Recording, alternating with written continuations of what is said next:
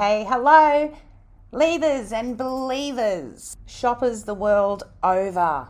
Welcome to Leaving Hillsong. And if you are a return listener, welcome back. It's a very laid back episode we've got today. Grace called me up at the beginning of the week and she's like, hey, I'm just hanging by the pool. You want a pod? I was like, okay. So we had an impromptu little conversation and I'm going to split it into 3 parts and make them short and kind of trashy, I guess. Just before I pressed record, we had a little chat about Joel Bell, which is where we start off. And then Grace attended Hillsong for Christmas and she's got some reports to make. So come hang out over the back fence with us, put your curlers in your hair and come chat with us. This is their own set of rules. Hey, Grace. How you going? Yeah, good. How are you? Yeah, I'm good. You are apparently lying by the pool somewhere, Yeah. living the Australian dream, yeah? It's a time for rest and Well, contemplation before the real year gets kicking in. Oh, yeah. We're lucky like that. We get to do that in this sun-kissed country. Now, what's your problem with Joel Bell, you were saying before? Oh, I just want him to not get away with being old mate's right-hand man for a long time. I'm just still like, why does he get to get away with everything and just wipe his history and reset? All right. So, for those who haven't come across the baseball playing card, the Joel Bell card, he did 20 years as what? Second in command, I mean. Yeah, it was pretty much Brian whenever Brian was away. And he got in charge national, so looking after all of Australia's Hillsong arms when we kind of went officially Hillsong. He Senior was like pastor of Australia. National director.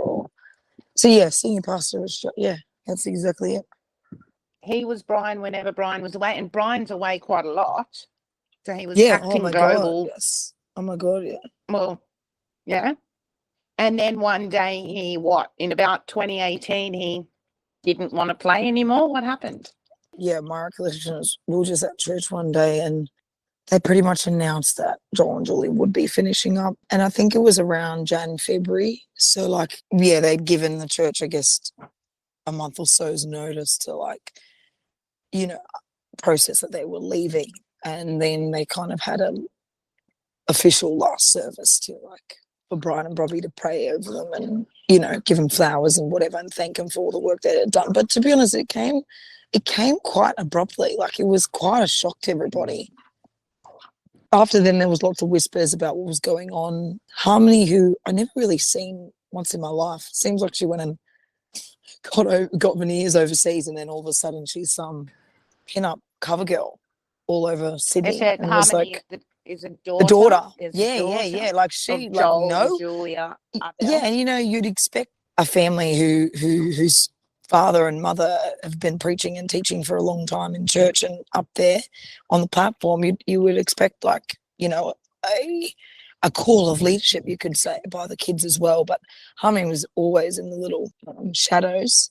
And then, like I said, yeah, seems like she got a new fresh set of chompers, and then all of a sudden was like literally like on like random pictures on billboards and stuff. And she was dating this young guy who didn't have a Christian background, who was playing for the Roosters. And so I think they were very intensely involved in their She married a football player. Yeah. I think she was only about 20 years old when she married him. Good. So, on the shelf if you're around any longer. Yeah, and I think they were extremely enmeshed in the relationship, the whole family, to ensure that the guy wasn't just, marrying for sex or whatever. But yeah, it was really weird. It was like all of a sudden she's some wag, which is Australian kind of term for wives and girlfriends of sport athletes. Yeah. And then that was weird. And then everyone started watching The Sun, and The Sun was a little bit younger than her. And people were like, people firstly thought, oh, is Joel leaving because, like, I don't know, Harmony's got this career and they're just trying to focus on their family now. It didn't make sense. And then, yeah, they saw Eli, and because he started, like, I think he'd dressed up like pretty hardcore for the Mardi Gras, which, you know, around the world in, you know, the gay community know that Sydney's quite the spot for Mardi Gras celebrations. It's probably one of the most iconic places in the world that celebrate it, and it's got a pretty big history. So yeah, it was weird, you know, like when Mardi Gras happened on the weekend, obviously it was pretty taboo for anyone who went to Hillsong to like go and check out the parade. I remember I had friends that we weren't in leadership anymore, but they would go just to have a look. Because, you know, it's kind of like a tourist attraction, something to see once in your life kind of thing. So coming back to coming back, Cassius. It's that's what I always call Joel Bell. It's a line from Julius Caesar, and he says wants to have men around him who are sleek and fat. Yon Cassius has a lean and hungry look. Such men are dangerous. You didn't know I was a Shakespearean quoter as well, did you? Anyway, no, I so did, but I do love Shakespeare. Joel, yeah, that's about it. That and something from Iago.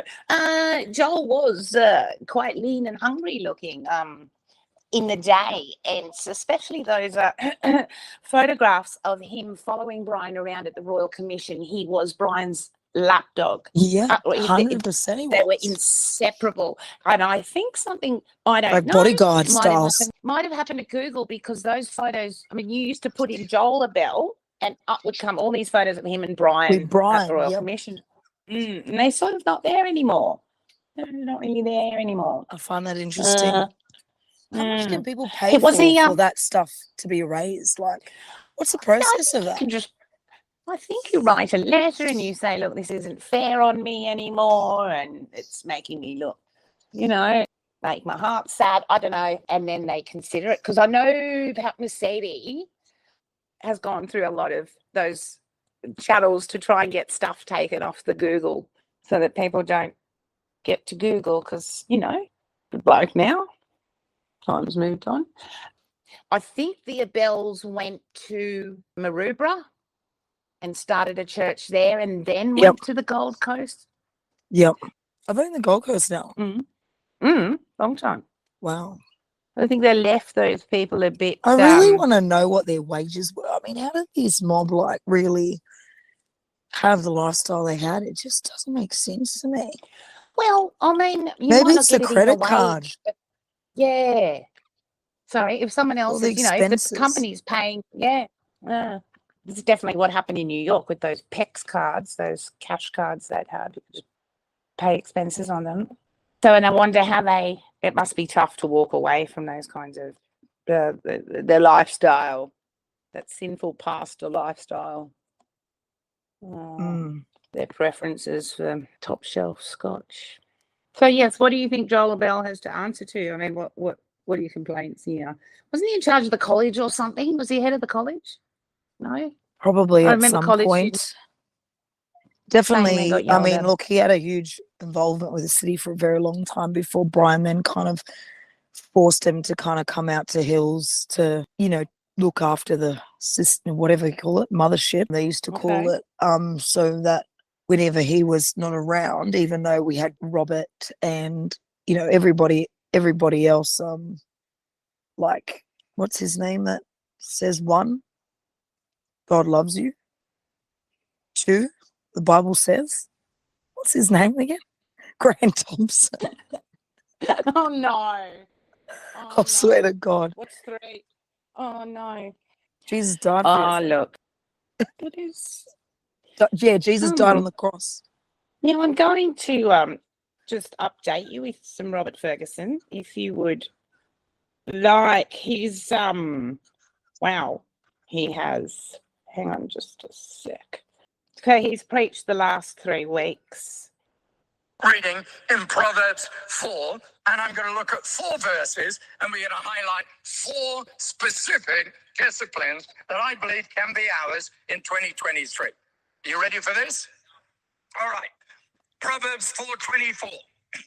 Keep your mouth free of perversity. Keep corrupt talk far from your lips. Let your eyes look straight ahead. Fix your gaze directly before you. Give careful thought to the paths for your feet and be steadfast in all your ways. Don't turn to the right or to the left. Keep your foot from evil. Okay, 4 simple disciplines. The first one is this, verse 24, the shape of our conversation. The shape of our conversation. Misshapen talk grieves the spirit. Ephesians 4:29, don't let any unwholesome talk come out of your mouths, but only what is helpful for building others up according to their needs, that it may benefit those who listen. And don't grieve the Spirit of God. So this is what you're going to do. 2023, you're in a group. Someone starts criticizing someone else in the church, or maybe gossiping. And hey, gossip is described as a tasty morsel. So when you hear gossip, it's cool. That's what you're going to do. You're going to hear them gossiping, you're going to hear them criticizing, and then you're just going to walk away. That is a discipline of your conversation. I'm not going to be part of that conversation. I'm not going to listen to that rubbish. If everybody did that, the gossip would stop. Stop it there for a sec. What do you reckon? Listening to him is just taking me back to what it was like listening to him preach on Christmas Day. Oh, okay. Because he has featured quite heavily over the last month since what was in court. And then, yeah, he's done the kind of the holidays. Tell us about that. How was Hillsong Christmas? Oh, well, quite interesting, to be honest. I kind of sit in front of not on the floor, a little bit up near the major sound desk. And I tell you what, it's very empty these days. Very empty. Like what? Give me a ballpark. Give me 50 people, 200 people, what, 1,000? No, well, I mean, the capacity of that building is, I think, 3.5. Can hit max 4 if you jam all the seats in, but it's probably a 5. Compliance officers probably would have a field day if they caught them out again. But like, there's a floor, there's a bowl around it, and then there's the top tier, and only really filled the bowl, and at a very last minute, and there were still empties everywhere, empty seats everywhere. Even on Christmas Day. Yeah. I mean, it was a second service, so 10:30 or 10:45, and I would have assumed it would be the busier one. But How many people fit in the bowl, do you reckon? Oh, do you think? So hard to tell.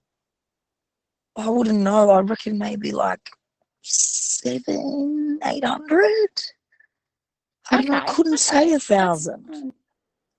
I know. I don't know if it's 200. Even if the capacity is three something, that's just, I don't know. It just doesn't look. I don't know. Every section's What about was it like 50, 100. last Christmas? What do you I think? wouldn't What was know. it We like haven't last had. Christmas? No, they haven't had a Christmas for 3. This is the first Christmas in 3 years. Of course. First Christmas service, because I think they were locked down again at Christmas last year. We weren't allowed to gather because they wanted to gather the last. Oh yeah, it'd be packed to the rafters. Okay. If you rocked up right on 5 minutes before on the day, you were up on the top tier, getting ushered into the top tier. Don't recognise any of the faces that are volunteering. The whole band was pretty much just random Americans, clearly from college, random, never seen their faces in my life. You might have had the bass player or MD that was an old mate, Ray, who's back from Darling Hillsong days. And he was playing. We had David Ware. He's a Southwest original, and then eventually climbed the ladder to the point where he got into United and then Hillsong Worship. I saw Autumn, our keys player we've had for years, who came over from college a long, long time ago, I think when Darlene was still around, and she was just a pup then. Now she's probably in her early 40s, so she was in the crowd. JD was there in the crowd. Yeah, it's absolutely skeleton in terms of the people that we know were the regular regular key volunteers and staff that would be hovering around. Peter was there. Okay. Was he caught up for the day somewhere else? Maybe cooking the No Chrissy idea. lunch. That's No okay. idea. Can I give you a little more Robert Ferguson? Because I tell you what, Robert I wanna Ferguson, yes. he's not mincing his words. Now, this wasn't, I can't remember which day, this was shortly after Christmas, though, and he says, Zalia, you will like it, listen. Rejoice with all of you. So you too should be glad and rejoice with me. It's going to cost us. Sheep on a good day are designed to produce wool. They give of themselves. It's the equivalent of tithing. There's a 2023 New Year's resolution. If every single person in our church tithed, we would have no financial problem. Oh, Gets better. Don't even. Don't It gets even. better. But I'd say that. Shapes, it's going to cost us. But of course, the ultimate cost is that a lamb isn't just there for wool. It's there for the ultimate sacrifice, to give itself up. I mean, clearly he has no, agricultural kind of husbandry kind of experience in terms of wool, sheep, and but the literally lambs to the slaughter is what he's asking for. Pretty desperate times financially, apparently. Then, I'm not surprised. I mean, surely that'd be selling off property. but why should the people that are left in the bowl have to get them out of financial challenges? Do you know what I mean? If you all tithed properly, we wouldn't be in this situation. Look, his sermon, one thing I'm going to say, after not being in a place for a very long time, you go back and everything looks and feels and a little bit different. Like you've kind of been like, oh, it's kind of like a recalibration.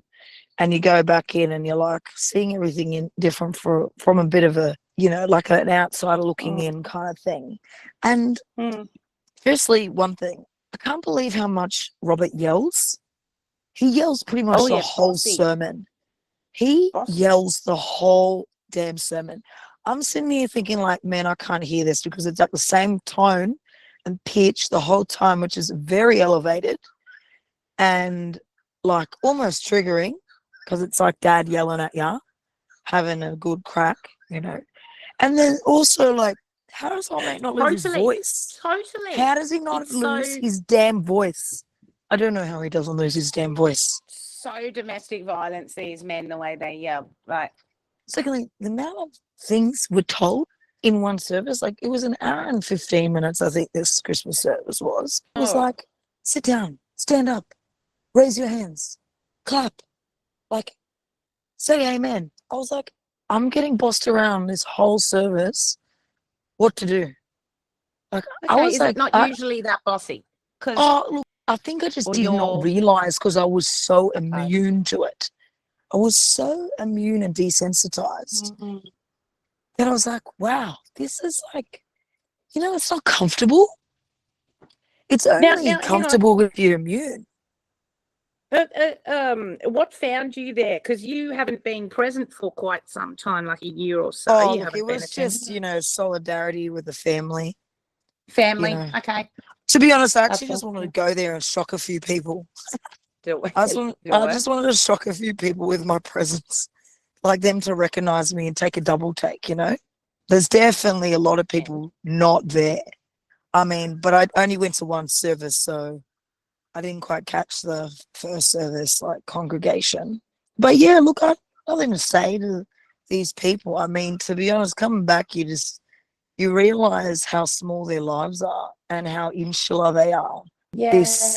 And that's a typical Australian small town culture everywhere in our country. Like no matter where you go, suburbia.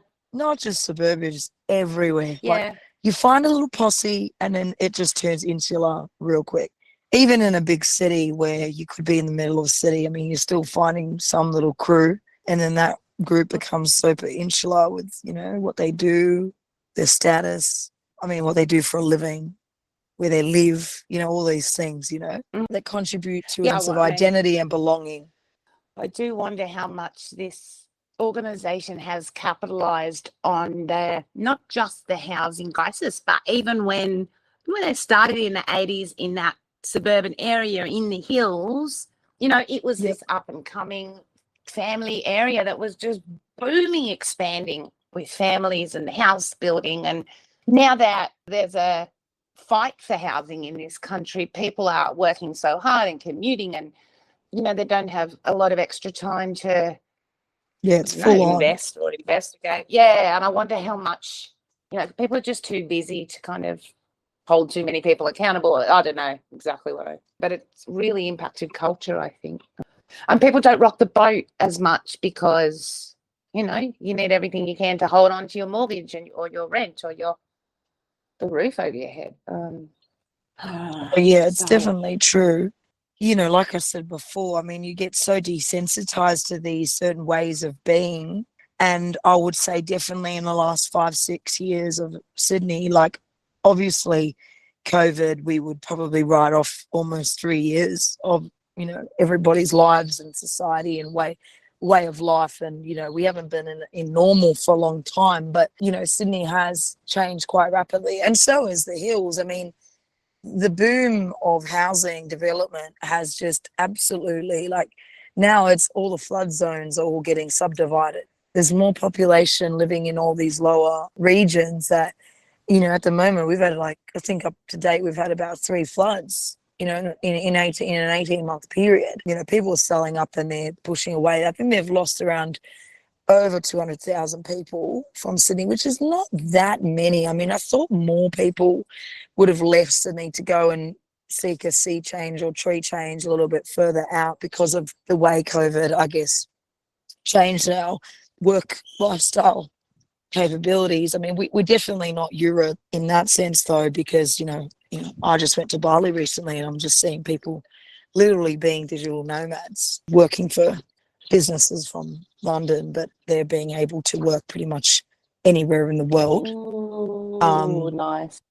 But like when you go back to church and way of life, I mean, church also became online, and now it's kind of like an automatic, I guess it's a product that is just a given now, that church develops content or at least streams, whatever you want to call it, whatever format of, a live version, into that kind of media domain. And I think a lot of people learned how to live without a church service on a Sunday and thought, how good is this? Yeah. I got an actual real Sabbath now. Yeah, I mean, the big thing for me was just still very performance driven. Everything's still in a, like very structured, follows a set, a sequence that does not change.